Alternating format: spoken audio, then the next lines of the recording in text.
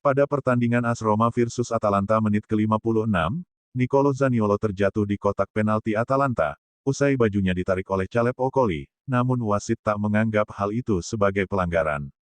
Pelatih Roma, Jose Mourinho murka, namun protes kerasnya malah berujung kartu merah.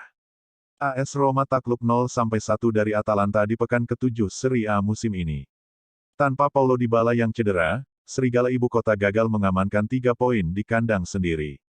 Bermain di Olimpico, Roma tampil menekan sejak awal. Peluang pertama hadir lewat sundulan Chris Smalling di menit kedua, namun bola melambung di atas gawang Atalanta. Bryan Cristante juga mendapat peluang di menit ke-29, tetapi sepakan jarak jauhnya melebar di sisi kiri.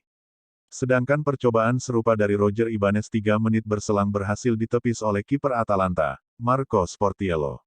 Atalanta justru berhasil unggul lebih dulu di menit ke-35. Tembakan Giorgio Scalvini dari luar kotak penalti yang mengarah ke sudut kanan gawang berhasil menaklukkan kiper Roma, Rui Patricio. Skor 1-0 untuk tim tamu bertahan hingga jeda. Pada babak kedua, Roma berupaya menyamakan kedudukan. Ibanez kembali mendapat peluang di menit ke-49, tetapi sundulannya melebar di sisi kiri. Sedangkan sundulan Gianluca Mancini 4 menit setelahnya masih melambung di atas gawang. Menit ke-56, Nicolo Zaniolo terjatuh di kotak penalti Atalanta usai bajunya ditarik oleh Caleb Okoli, namun wasit tak menganggap hal itu sebagai pelanggaran. Pelatih Roma, Jose Mourinho murka, namun protes kerasnya malah berujung kartu merah. Meski ditinggal Mourinho, Roma terus menyerang. Lorenzo Pellegrini mendapat peluang bagus di menit ke-8, tetapi tembakan jarak dekatnya berhasil diamankan Sportiello. Menit ke-73, giliran sepakan jarak jauh Abraham yang dihalau kiper 30 tahun itu.